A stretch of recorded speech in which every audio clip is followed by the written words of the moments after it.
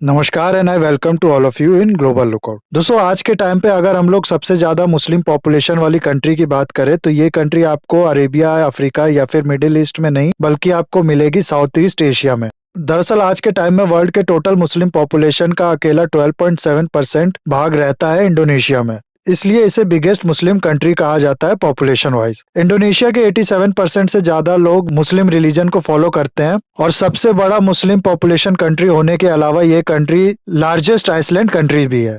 1700 से ज्यादा आइसलैंड को मिला के ये कंट्री बनी है और आज के टाइम पे इसकी जो कैपिटल है वो है जकार्ता। हालांकि इस कैपिटल को चेंज किए जाने की प्लानिंग हो रही है फ्यूचर में, लेकिन अभी तक इसकी जो कैपिटल है वो है जकार्ता। कंट्री की टोटल पॉपुलेशन इस समय है 27.64 करोड़ और यहाँ की जो करेंसी है वो है रुपया। यहाँ स्क्रीन पे आप लोग इसे देख सकते हैं, इसमें गणेश जी की फोटो भी बनी हुई है। इसके अलावा और भी आपको बिल्डिंग्स, मॉन्यूमेंट्स और इस तरह के हिस्टोरिकल एविडेंस मिल जाएंगे, जिससे हम लोग को ये पता चलता है कि इंडोनेशिया जो है वहां पर एक टाइम पे बहुत ज्यादा हिंदुइज्म का इन्फ्लुएंस था और हिंदुइज्म एक काफी पॉपुलर रिलीजन था। यहाँ तक कि इंडोनेशिया के इंडिपेंडेंस के बाद जो पहले प्रेसिडेंट बनते हैं इंडोनेशिया के, उनका नाम था सुकर्नो। ये जो इनका नाम है ये इंस्पायर है महाभारत से। महाभारत में कर्ण कैरेक्टर के बारे में आप सब लोग जानते होंगे, उसी के नाम से इंस्पायर इनका नाम है और सू का मतलब है गुड। तो क्योंकि कर्ण ने जो है वो गलत लोगों का साथ दिया था महाभारत में, इसीलिए इनके नाम में कर्ण के आके सू रखा। सू का मतलब है गुड, यानी अच्छाई का साथ देने वाला। तो ये सब चीज हम लोग को बताती है कि रामायण हो गया, हिंदुइज्म हो गया, महाभारत हो गया, इन सब का कितना ज्यादा इन्फ्लुएंस है इंडोनेशिया में। लेकिन सवाल ये आता है कि ऐसा क्या हो गया कि आज के टाइम पे हम लोग देखते हैं तो इंडोनेशिया हम लोग को पूरा अलग ही दिखता है। मुस्लिम पॉपुलेशन वहां पर इतनी ज्यादा हो गई अचानक से और लोगों की वेशभूषा और कल्चर जो है उस हिसाब से चेंज हो गई। तो यही इस वीडियो का हम लोग का टॉपिक है। आज हम लोग इस वीडियो में देखेंगे कि कैसे इंडोनेशिया, जो कि एक टाइम पे हिंदू कंट्री हुआ करता था, आज के टाइम पे कैसे एक इतनी बड़ी मुस्लिम कंट्री बन गया। क्या वो रीजंस थे जिनके वजह से इंडोनेशियन लोगों ने मुस्लिम धर्म को अपना लिया। उसके अलावा और भी ऐसे कई सवालों का जवाब आपको मिलेगा इस वीडियो में। बस आपको एंड तक बने रहना है और अगर वीडियो अच्छा लगे तो लाइक, कमेंट, शेयर, सब्सक्राइब जरूर करना। इंडोनेशिया का जो अर्लीस्ट रेफरेंस आप लोग को मिलेगा हिंदू टेक्स्ट में या फिर संस्कृत टेक्स्ट में, वो आपको मिल जाएगा रामायणा में।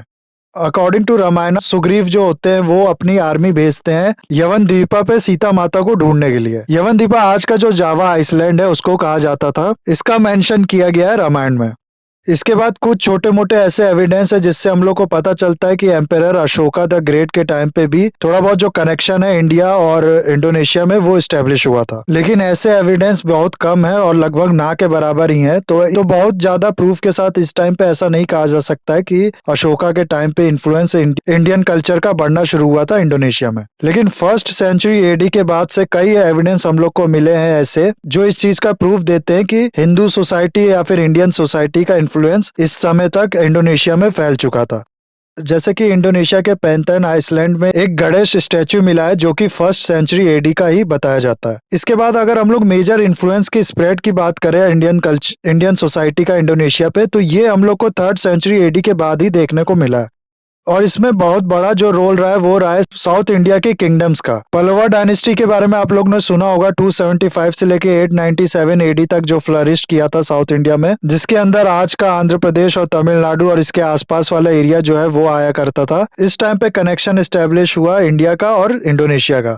इसके बाद चोला डायनेस्टी के बारे में आप लोग ने सुना होगा। इस चोला डायनेस्टी की नेवी काफी विशाल थी और इसकी नेवी ने कई रेड किए थे इंडोनेशिया में भी। तो पॉलिटिकल मीन्स से या फिर ट्रेड और बिजनेस के मीन्स से जो थर्ड सेंचुरी है उसके बाद से ही हम लोग को असली जो इन्फ्लुएंस है इंडियन सोसाइटी का वो बढ़ता हुआ दिखा साउथ ईस्ट एशिया में और इंडोनेशिया में। और क्योंकि ये किंगडम्स या फिर एम्पायर जो थे ये हिंदुइज्म को ही फॉलो करते थे, इसलिए इनके थ्रू हिंदुइज्म और संस्कृत का भी स्प्रेड होता है इंडोनेशिया में। इसी तरीके से बुद्धिज्म का भी स्प्रेड होता है, क्योंकि ये जो किंग थे इसमें कई किंग जो है बुद्धिज्म को भी पैट्रोनेज दिया करते थे। तो ये कहा जा सकता है कि साउथ इंडिया मेजर कंट्रीब्यूटर था उसका इन्फ्लुएंस फैलाने में इंडोनेशिया में। थोड़ा बहुत रोल यहाँ पर गुप्ता एम्पायर का भी है। गुप्ता एम्पायर के टाइम पे भी जो ट्रेड है वो काफी फ्लरिश किया था, जिसकी वजह से दोनों देशों के कल्चर में मिक्सिंग हुई।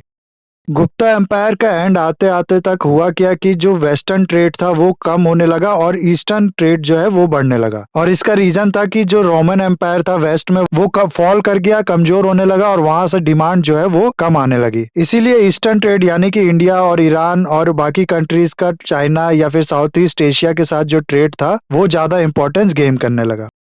और इसीलिए इंडियन कल्चर का जो पेनिट्रेशन है इंडोनेशिया और साउथ ईस्ट एशिया कंट्रीज में वो बढ़ता रहा। लेकिन एक और चेंज यहाँ पर ये होता है कि ये जो ट्रेड था इसमें नए लोगों की एंट्री होती है। धीरे धीरे मुस्लिम्स, अरब और पर्शियन मर्चेंट जो है वो काफी ज्यादा इंपॉर्टेंस गेन करने लगते हैं इस ट्रेड में, और एक टाइम के बाद पूरा ट्रेड ही डोमिनेट करने लगता है। ये ट्रेडर्स अपने ट्रेडिंग को आसान बनाने के लिए जगह जगह पे अपनी कॉलोनी स्टैब्लिश करते हैं, और ऐसी ही ये कॉलोनी स्टैब्लिश करते हैं इंडोनेशिया में भी। इसके बाद लोकल पॉपुलेशन के साथ ये मिंगल करना शुरू करते हैं, इंटर मैरिजेस होते हैं, अपनी जो रिलीजियस बिलीव होती है उसका स्प्रेड करना ये धीरे धीरे शुरू करते हैं, और इस तरीके से कुछ कन्वर्ट्स ये लोग गेन कर पाते हैं। हालांकि इन लोग के द्वारा कोई भी फोर्स्ड कन्वर्जन जैसी चीज कोई नहीं हुई थी ऐसा कहा जाता है, और इन लोग की जो इंटीग्रिटी और हॉनेस्टी थी ये देख के काफी ज्यादा लोग अट्रैक्ट हुए थे इस्लाम की ओर। खैर जो भी रीजन हो, थोड़ा बहुत जो इन्फ्लुएंस है इस्लाम का वो आता है इंडोनेशिया की सोसाइटी में, लेकिन ये इन्फ्लुएंस कोई बहुत ज्यादा नहीं होता है। इस समय केवल शरिया और फिक्र का ही इंट्रोडक्शन होता है इंडोनेशिया में। शरिया होता है मुस्लिम लॉ जिसके अकॉर्डिंग मुस्लिम जो है वो अपने लाइफ्स को रेगुलेट करते हैं, और फिक होता है इन्हीं लॉ का एक्सप्लेनेशन। केवल इतना इंट्रोडक्शन होता है इस्लाम का इस टाइम पे इंडोनेशिया में। फिर समय बीतता है और जो रियल स्प्रेड है इस्लाम का वो शुरू होता है 13th सेंचुरी के बाद। इस टाइम पे मर्चेंट्स नहीं मिशनरीज आते हैं इंडोनेशिया में, जो इनका सोल पर्पस जो होता है वो होता है लोगों को कन्वर्ट करना, इस्लाम फैलाना और इस्लाम का प्रचार करना। इससे पहले मर्चेंट्स जो आए थे उनका मेन पर्पस था ट्रेड करना, बिजनेस करना। वो साथ ही साथ ये अपने मिशनरीज एक्टिविटीज को भी अंजाम देते थे, लेकिन मिशनरीज जो थे उनका सोल पर्पस था सिर्फ और सिर्फ इस्लाम को फैलाना। फिर यहाँ से जो रियल स्प्रेड है इस्लाम का वो शुरू होता है इंडोनेशिया में। शुरुआत होती है सुमात्रा से, और फिर धीरे धीरे ये फैलते फैलते ईस्टर्न पार्ट ऑफ इंडोनेशिया में भी फैल जाता है। सबसे पहले 1100 एडी में अरेबिक स्कॉलर शेख अब्दुल्ला आरिफ इसको इंट्रोड्यूस करते हैं सुमात्रा में। जोहन शाह फर्स्ट रूलर बनते हैं नॉर्दर्न सुमात्रा के, जो कि इस्लाम को एक्सेप्ट करते हैं। 2004 में ये इम्ब्रेस करते हैं इस्लाम को, ऐसा कहा जाता है। 1297 एडी का एक हम लोग को ग्रेव स्टोन मिला है जिसके बुनियाद पे ये कहा जा सकता है कि मुस्लिम डायनेस्टी इस समय रूल करती थी इंडोनेशिया में, और ये जो ग्रेव स्टोन है ये बिलोंग करता है सुल्तान मलिक अल सलेह से, जो कि पहले रूलर थे समुद्र पसाई सल्तनत के। तो फाइनली 13th सेंचुरी तक इस्लाम जो है वो स्टेब्लिश हो चुका था नॉर्दर्न सुमात्रा में, और मार्को पोलो की जो राइटिंग है वो भी इस चीज का एविडेंस देती है और इसके बारे में बताती है। उसके बाद कुछ रिच ट्रेडर्स जो थे उनकी इलाइट क्लास में भी शादी होती है इंडोनेशिया में, रॉयल फैमिली से भी उनके रिलेशन एस्टेब्लिश होते हैं, जिसकी वजह से जो रॉयल्टी होती है इंडोनेशिया की वहां पर भी इस्लाम का स्प्रेड शुरू होता है, और वो लोग भी कन्वर्ट होना शुरू करते हैं।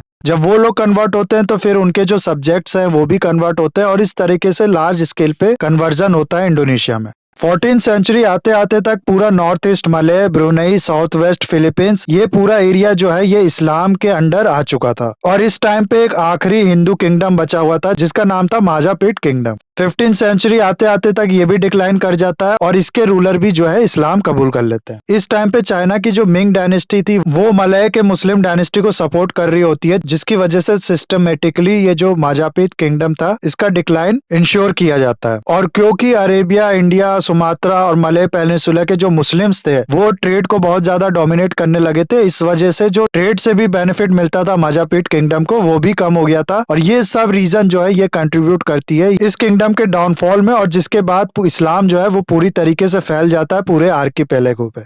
और फिर दौर शुरू होता है इस्लाम के कंसोलिडेशन का। इंडिया में भी आपको पता ही होगा कि मुस्लिमों का जो आगमन है वो 7th 8th सेंचुरी के बाद ही शुरू हुआ था, जिस टाइम पे इंडोनेशिया में ये शुरू हुआ था। लेकिन दोनों देशों की जो हिस्ट्री थी वो काफी ज्यादा अलग तरीके से इवॉल्व हुई। इंडिया में हम लोग ने देखा कि बहुत ज्यादा लेवल पे कभी भी मुस्लिमों ने जो है वो कन्वर्जन नहीं कर पाए, जैसा कि इंडोनेशिया में इन लोग ने किया, पूरे कंट्री को ही कन्वर्ट कर दिया। इंडिया में ये चीज पॉसिबल नहीं हो पाया। इसके भी अलग अलग रीजन है जो कि अलग से डिबेट का एक कारण है, जिस चीज में इस वीडियो के अंदर हम लोग नहीं जाएंगे, ये अलग से उस पर एक वीडियो बना सकते हैं बाद में। अभी हम लोग केवल इतना जानेंगे कि 1500 एडी के बाद जो कंसोलिडेशन है इस्लाम का वो शुरू हुआ, और इंडोनेशिया का जो कल्चर, फिलोसफी, थियोलॉजी और बाकी सब जो लाइफस्टाइल था इंडोनेशियन लोगों का, उन सबको इन्फ्लुएंस करना शुरू किया इस्लाम ने। इसके बाद फिर यूरोपियंस का आगमन शुरू हुआ साउथ ईस्ट एशिया में, और इस्लामिक ब्रदरहुड ने जो है वो पूरे आर्कीपेलागो को यूनाइट करके रखा अगेंस्ट अ कॉमन एनिमी। फिर इंडिपेंडेंस की स्ट्रगल चलती है और फाइनली इंडोनेशिया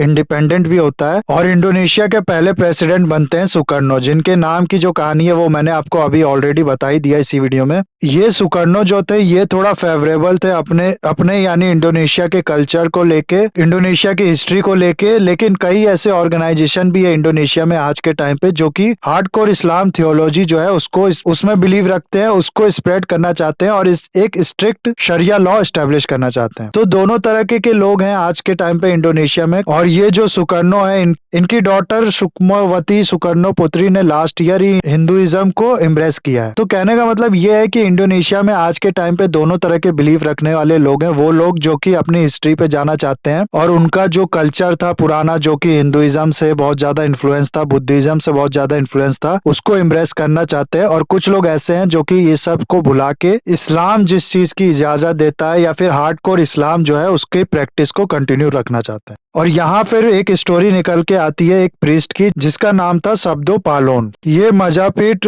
किंग ब्रविजिया 5 के कोर्ट में एक प्रीस्ट हुआ करते थे 1478 में। जब किंग ने इस्लाम अडॉप्ट कर लिया तब ऐसा कहा जाता है कि इनने किंग को श्राप दिया था और ये कहा था कि ठीक 500 साल बाद मैं यानी ये प्रीस्ट वापस लौटेंगे और दोबारा हिंदू जावानीज रिलीजन का जो ग्लोरी है उसको इस्टेब्लिश करेंगे। और इसको कोइंसिडेंस कह लीजिए या फिर को जो कहना है कह लीजिए। 1978 में हुआ क्या कि जावा में पहला हिंदू टेम्पल जिसको पूरा भलमबांग कहा जाता है वो पूरी तरीके से कंप्लीट हुआ। साथ ही साथ इस प्रीस्ट ने यह भी कहा था कि जब माउंट मेरॉब से वोल्केनो निकलने लगे तो समझना कि मैं वापस आ रहा हूँ। और ठीक ऐसा ही हुआ 1978 में जो वोल्केनो इरेप्ट हुआ इस माउंटेन से और काफी ज्यादा मुस्लिमों ने दोबारा हिंदू धर्म को अडॉप्ट किया। तो बहुत से लोगों का मानना है कि ये शुभदो पोलान जो है ये इनकी प्रोफेसी सच हो रही है और ये लौट रहे हैं। लेकिन आगे देखते हैं हम लोग क्या इनकी जो प्रोफेसी थी कि ये हिंदू ग्लोरी जो है उसको वापस लेके आएंगे जावा आइसलैंड में, वो पूरा हो पाता है या नहीं। बाकी इस वीडियो को हम लोग यहाँ पर खत्म करते हैं। आई होप ये वीडियो आपको अच्छा लगा होगा। इसे लाइक कमेंट शेयर सब्सक्राइब जरूर कीजिएगा। That's all, have a nice day, take care.